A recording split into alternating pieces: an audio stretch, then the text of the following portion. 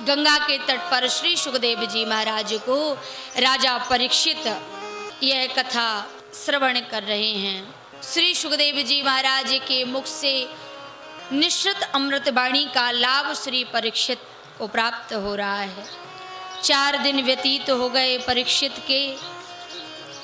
परीक्षित जी से कहा श्री सुखदेव जी ने, परीक्षित अन्न जल कुछ आप ले लीजिए, ग्रहण करिए। केवल कथा पी रहे हैं, कथा को पी रहे हैं। पिबत भागवतम रसमालयम। कोई अन्न नहीं ग्रहण किया, जल ग्रहण नहीं किया, फल ग्रहण नहीं किया। परीक्षित कहते हैं, प्रभु मुझे भूख प्यास अब कुछ भी नहीं लग रही है, मुझे तृप्ति मिल गई है। श्री सुखदेव ने कहा, तुमने क्या पिया है, तुमने पी क्या लिया है? परीक्षित कह रहे हैं, मैं कथा को पी रहा हूँ, हरि कथामृतम। इसलिए अब हमारे अंदर कोई भी पिपासा उत्पन्न नहीं हो रही है। आपके मुख का जो सुधा रस है, कथा का जो सुधा रस है, उससे ना भूख लग रही है और ना प्यास लग रही है। दुनिया की जितनी भी वस्तुएं हैं, जितने भी भोज्य पदार्थ हैं, कितने भी सुंदर क्यों ना बने हो, अगर कोई जूठा कर ले तो फिर वह किसी दूसरे के काम का नहीं रहता है। कोई उसको चखता नहीं है, कोई उसको खाता नहीं है, कोई उसको पीता नहीं है। लेकिन यह कथा जितनी जूठी हो उतनी ही आनंदमयी है। यह क्यों?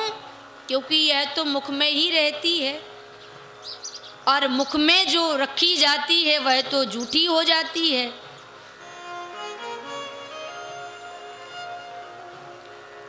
तो श्री सुखदेव जी महाराज जैसे महापुरुष ने इसको जूठा किया है, इस कथा को, इस फल को सुख का मुख लग जाने के कारण यह जूठा हो गया। अब आपको एक बात बताऊं, तोता जिस फल में मुख लगा देता है वो फल मीठा हो जाता है, पक जाता है। या यूं कहो कि तोता उस फल में ही मुंह लगाता है जो पहले से पका रहता है, मीठा होता है। सुखदेव जी महाराज के मुख लग जाने के कारण यह कथा और अमृतमयी हो गई। तो श्री सुखदेव जी ने कहा, राजन अब जो तुम्हारी बुद्धि है ये व्यवशिता हो गई है। क्या हो गई है? व्यवशिता। व्यवशिता का मतलब है ये बुद्धि तुम्हारी व्यवस्थित हो गई है। क्यों? क्योंकि गीता में कहा है हमारी बुद्धि व्यवस्थित हो जाए, हमारी बुद्धि में जो चांचल्य है, जो चपलता है, चंचलता है, वो नष्ट हो जाए, व्यवस्थित हो जाए। तो बुद्धि में अनेक विचार आ रहे हैं, तर्क वितर्क उठ रहा है।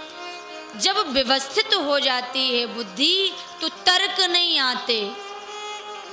एक बार निर्णय कर लिया, उसी निर्णय पर टिके रहने का कार्य व्यवस्थित बुद्धि का होता है, व्यवशिता बुद्धि का होता है।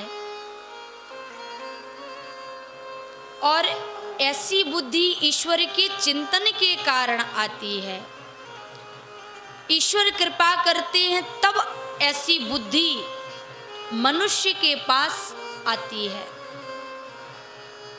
सुखदेव जी ने कहा, अब तुम्हारी बुद्धि व्यवस्थिता हो गई है। तो श्री परीक्षित ने कहा कि क्या प्रमाण है? प्रमाण क्या है? हमारी बुद्धि व्यवसिता हो गई है, इसका प्रमाण क्या है? श्री परीक्षित पूछ रहे हैं श्री सुखदेव जी महाराज से। तो श्री सुखदेव जी ने कहा, परीक्षित,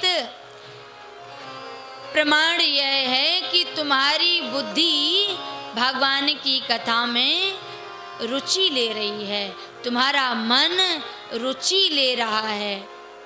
वरना सत्य बताऊं, जिनका मन कथा में नहीं लगता, जिनकी रुचि उत्पन्न नहीं हो पाती, उनकी बुद्धि व्यवस्थित नहीं होती है। कई लोगों को आपने देखा होगा, वो बैठे बैठे अपने पैर को हिलाते रहते हैं। देखा है कि नहीं देखा? कईयों को आपने देखा होगा, कई लोगों के अंदर ये सहज प्रवृत्ति होती है, एक पैर हिलता रहता है, खड़े खड़े भी पैर हिलाते, शरीर का कोई एक अंग हिलाते रहते हैं। उनका चंद्रमा कमजोर हो जाता है, और चंद्रमा धन का कारक है, टिकता नहीं है धन। मन एकाग्र नहीं रहता, व्यवस्थित नहीं रहती बुद्धि, संघर्ष करता, उच्चाटन होता। ऐसी बुद्धि, चंचल बुद्धि व्यवस्थित हो रही है, तो ये कथा में रुचि उत्पन्न हो रही है, कारण है। और परीक्षित, आपने प्रश्न किया कि हमको आप कृष्ण कथा सुनाइए, कृष्ण कथा की लालसा उत्पन्न हुई। तो आपको एक बात बताऊं, आपने जो प्रश्न किया है, जब भगवान की कथा के विषय में कोई प्रश्न करता है कोई भी, तो 3 व्यक्ति पवित्र हो जाते हैं। 3 व्यक्ति कौन कौन से पवित्र हो जाते हैं? सुनाने वाला, सुनने वाला और प्रश्न को पूछने वाला। ये तीनों को भगवान फल को प्रदान करते हैं। तद पाद सलिलम, तथा